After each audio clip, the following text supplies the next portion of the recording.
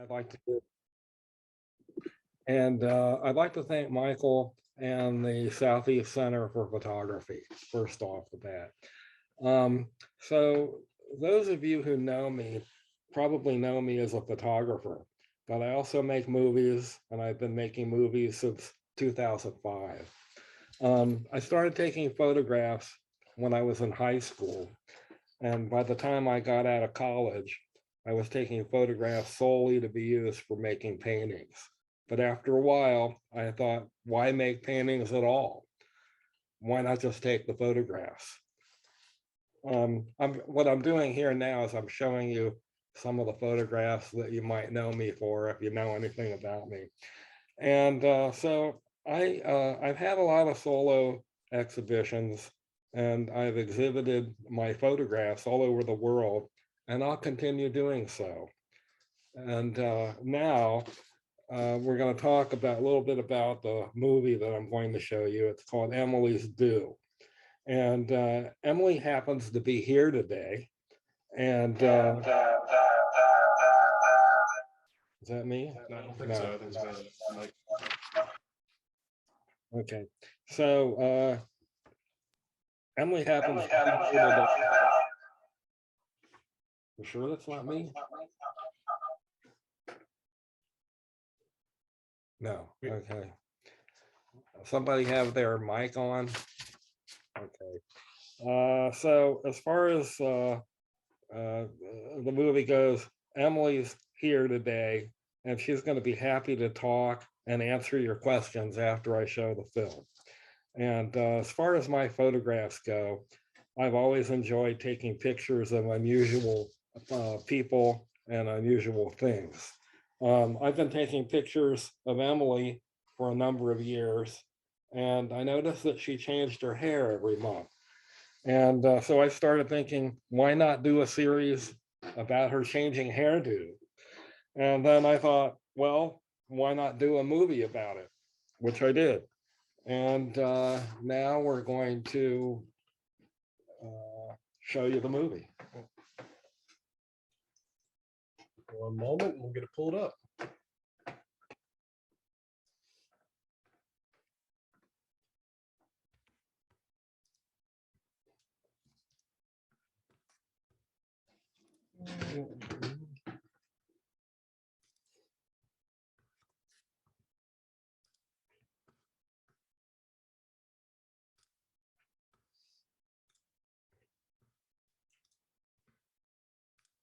Everybody see a QuickTime player? All right, we got thumbs up. Here we go.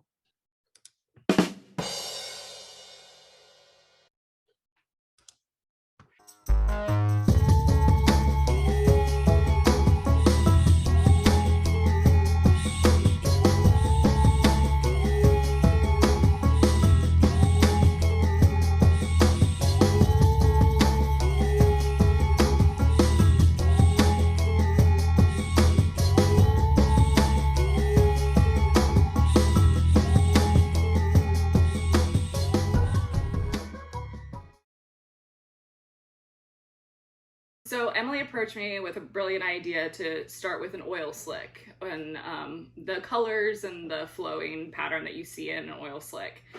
And then she doubled back on me and decided to do a kind of a really happy face that's melty. So basically a slime-like face in the center of it to kind of bring it all together.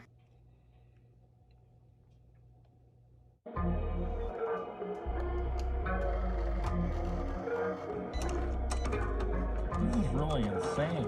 Isn't it awesome?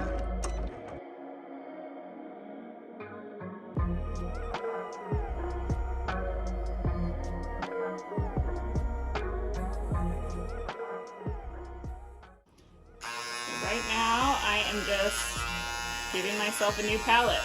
So we're taking off her newly bleached hair that used to have our old design on it so that we can start anew this time.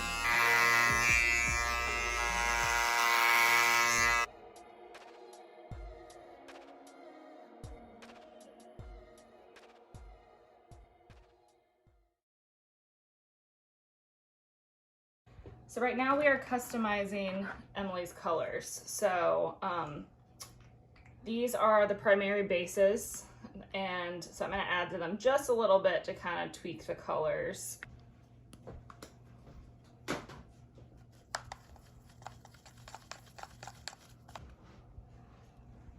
Oh man, this is a lot of work for just the one color. Yep. Yeah, we need it to stick just enough. It's not going to stick perfectly, but just enough so I can see the overall shape. So we want it to kind of have the same motion as an oil slick. So kind of those overlapping wave-like colors. Yeah, I love the freedom, and definitely things like this where it's a kind of a moving pattern. You kind of feel where the color should go. I think that from the very beginning of starting my career in hair, it's always been about art. Who came up with doing the stencil? Emily. She got a Cricut, and we had messed around with so many other random mediums to use to block off areas we wanted. Changing someone's image, changing the way they look, I think is really powerful, like art is.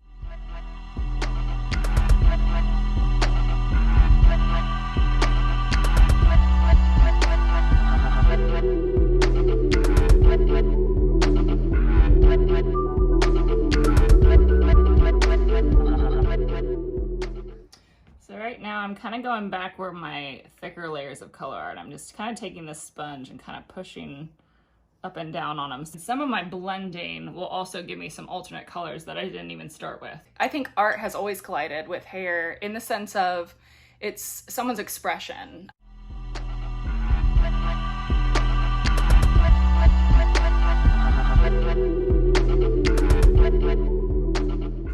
So Emily, what the fuck? I get that a lot, but I'm not going to stop anytime soon because I'm having too much fun and I really like what I'm doing. I'm from north of Dayton, Ohio, in a little town called Brookville, but it's actually an even smaller little part of Brookville called West Alexandria. What was it like growing up there? Very rural. Were you happy growing up? No, I actually wasn't a very happy kid. How come? I didn't feel like me. Growing up, I think perfection was probably the goal, or at least it was an implied goal. I was really blonde, had really long hair, very pale naturally, and blue eyes. Like very, very, very normal looking, but I never really felt like that on the inside.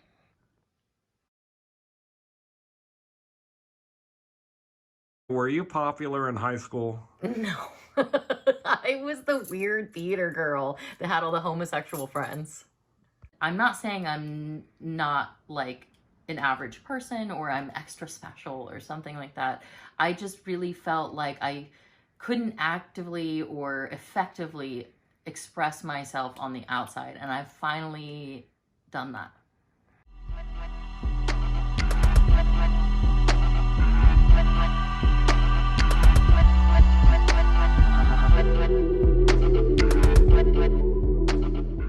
I'm mainly inspired by future pop fashion of Japan, like Harajuku or Kawaii fashion, but it's a little bit more kitsch than that, I think, personally. Do you ever feel that people are oppressing you because of your look? Sometimes I do. I find it interesting that people take exception to what she's doing. I haven't tried to be employed officially by someone that would be corporate. I'm sure I would have to change completely the way that I look. It's her head. Who cares? It's not my head. It's her head. It's not your head. It's her head. So this one time I had a good friend of mine, actually two good friends, and my husband and I were walking to a local club, and a police officer was sitting in the parking lot, not doing anything, minding their own business, made an effort to pull around and drive around behind us and call all of us sluts. My big friend, my 6'4" friend, almost lost it, but we told him, you know, they've got guns, we don't. What are we gonna do? I literally put the word wow on the back of my head because I think that's probably the thing I've heard most. And people can't not just say something. I do get some really negative comments about the way I look, and I mean, I've been called ugly. That's probably the most offensive and hard not to take personal, but I know I'm not ugly in my heart, so I try to show what's in my heart on the outside is my main focus. And like I said, that's hard not to take personally when someone flat out calls you ugly. I find it odd that people care as much to say things to her like they do.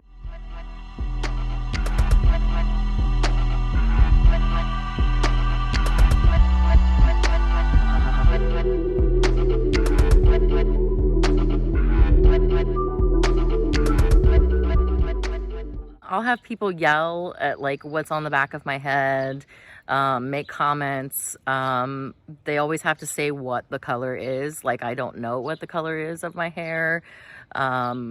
It's usually older white folks that seem to have an issue with the way I look. She gets a lot of positive comments too, and I think that's awesome.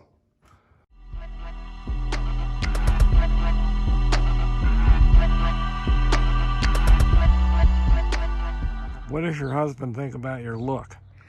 He thinks it's great. What do you think about Emily's look?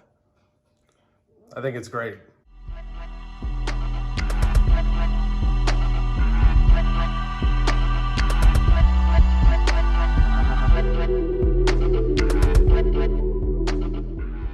He's always surprised and impressed at the same time every time I come home from the salon.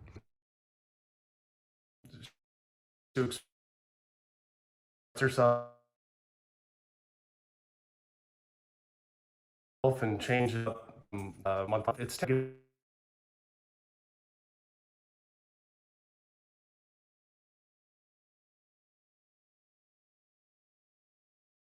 a tattoo.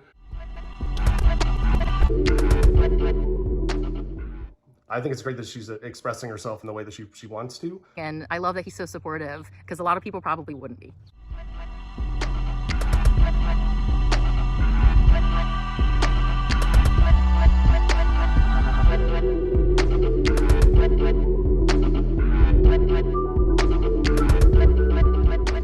I don't dress incredibly feminine all the time, and not having hair also is kind of a masculine choice. So I think that people are scared by that because I think it threatens like common stereotypes and common misconceptions about like gender and gender fluidity. And I think those words scare people. And I think mainly if you're scared of something, you're probably not going to react too well.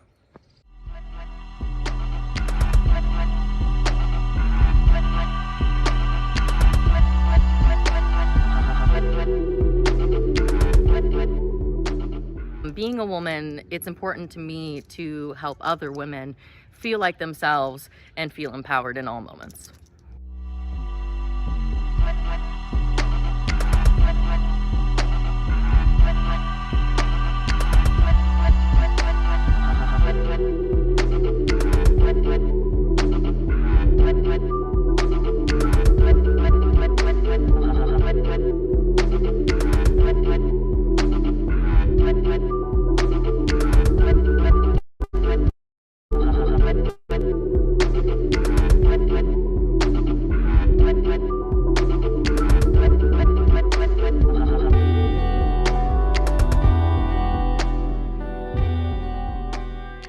What would you like to say to people who judge you by the way you look without even knowing you? Well, first of all, fuck you. Second of all, it's really sad. I feel like they're kind of missing out. My mom hates this. My mom is probably actually the most critical out of everyone. And I think it's because she has an idea of the way I used to look or a way that she wants me to look, and she just can't let go of that. If you could say something to your mother now, what would you say? Um, I wish that you could know all the parts of me that you're never going to know. Yesterday, she said to me, you don't know what it feels like to be me. I could just cry when you look like the way that you look.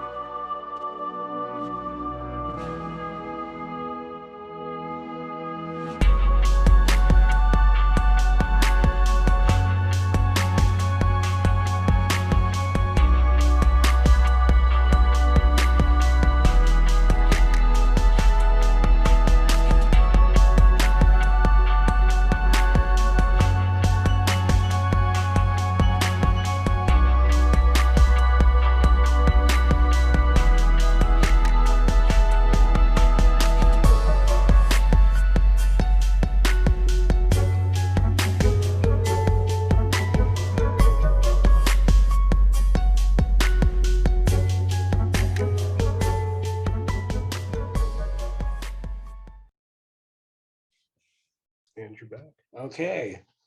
Thank you very much, Gary and Emily. And we have actually Emily here. Hi.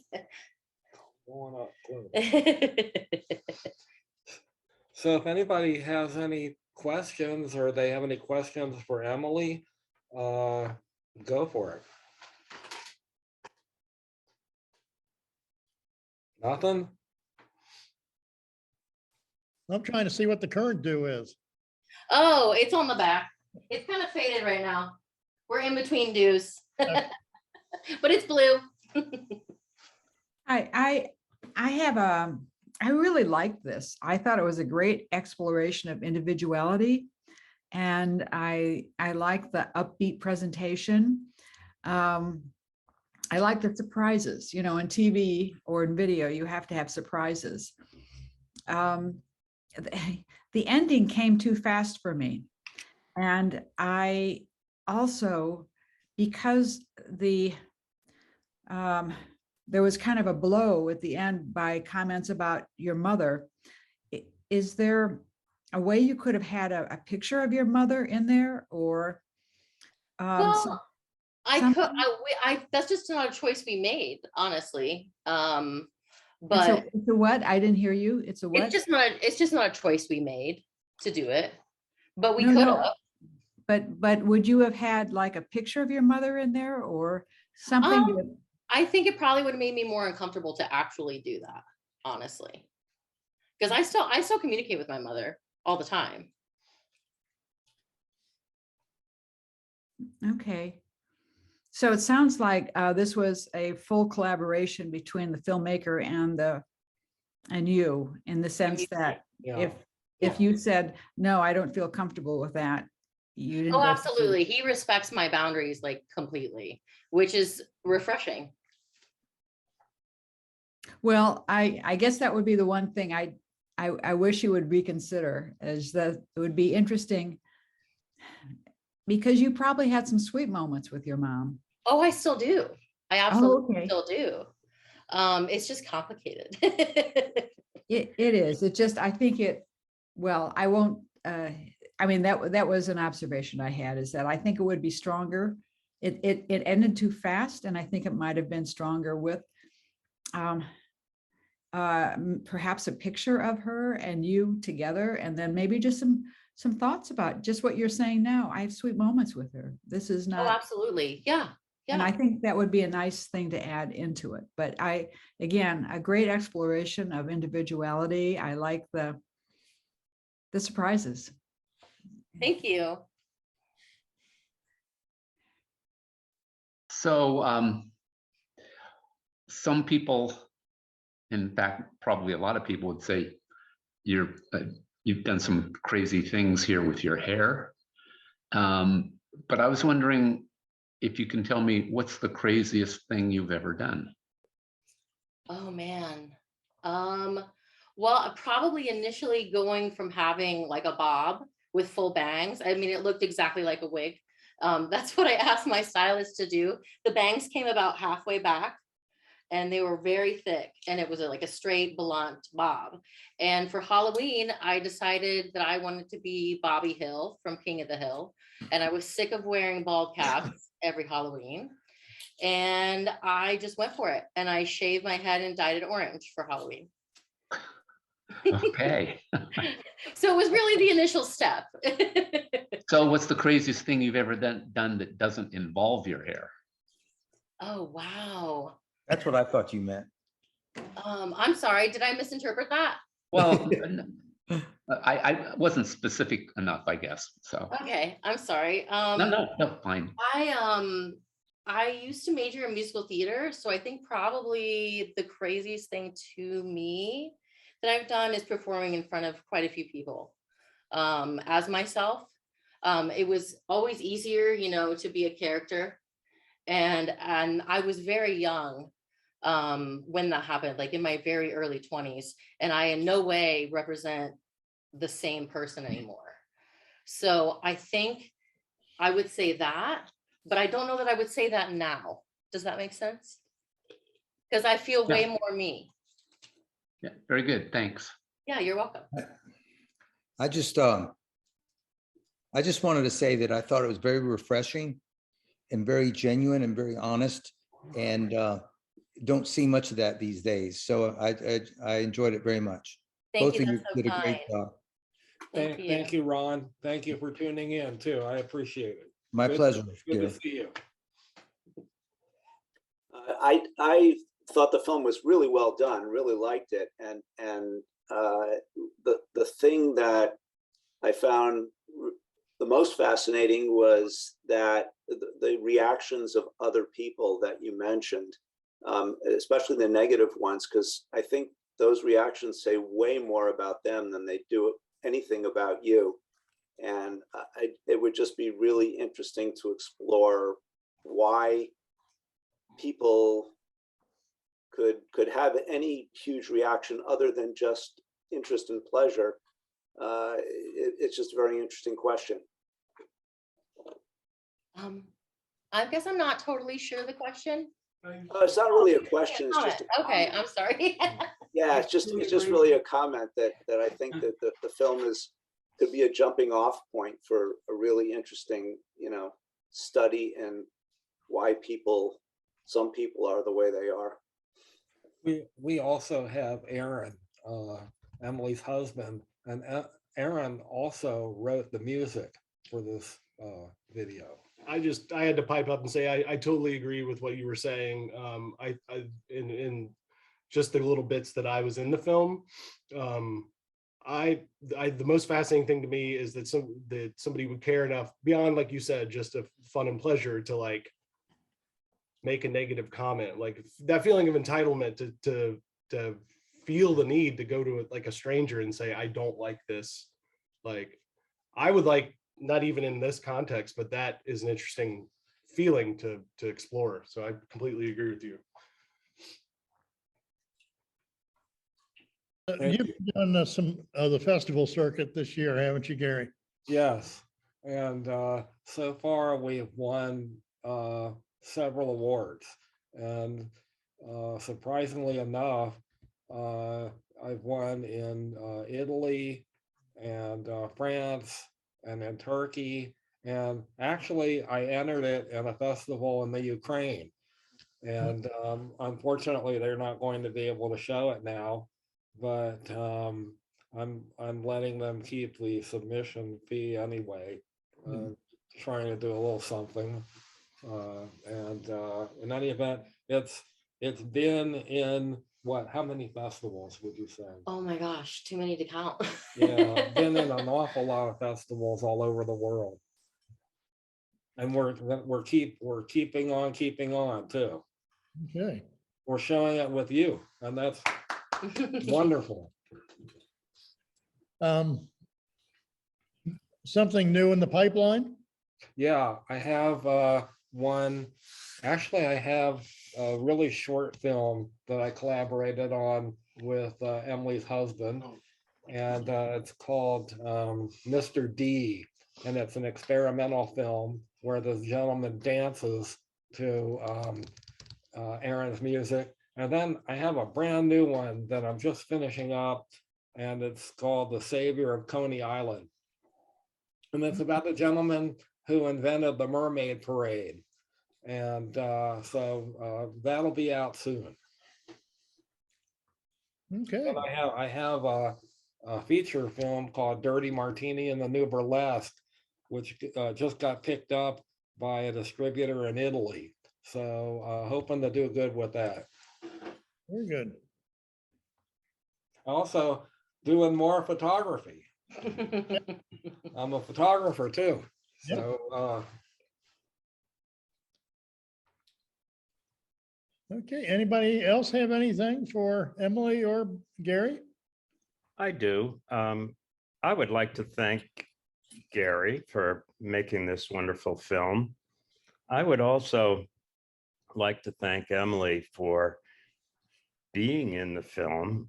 And I would like to say how much I like Emily from how she is presented and how she presents herself in this movie. That's so kind. And I would also like, even though on the back of her head it said something like "don't touch," but I was hoping maybe Emily could come close to the camera and let me just touch her lovely hair. Please. Oh, thank you, Emily. Oh, yeah, yeah. Oh, isn't it beautiful in blue? Oh, you're great. You're great. Don't ever text unless you want to. Thank you so much. Thank you. Bye-bye. I think the reason that the film has caught on so much is because Emily represents all the people you often see around college campuses or in big cities where people are dressing in a unusual way and have a lot of tattoos or body piercings to show that they're unique and different. You never quite understand why they dress the way they do, and Emily gives you an insight into that inner feeling. Yes. I agree. thank you, Betsy. Mm. Well, I love the freedom. Hi, Gary. Hi, Emily. I love the freedom of the whole thing because when you mentioned Harajuku and the dancers and that style of fashion in Japan, I grew up around that as a teenager. So cool. And I loved it. And just what you do with your hair is so brave. And I just keep doing it. I think I have earrings for you because I love your earrings too. Oh, thanks. But, so what else do you do creatively besides your hair? Well, I take photographs with Gary from time to time. And also, I'm really passionate about animals. My profession is professional pet sitting. So I spend lots of time with dogs and cats, and it's very, very, very rewarding. Do you like Bernie's mountain dogs? Those are magic words. Yes, I do.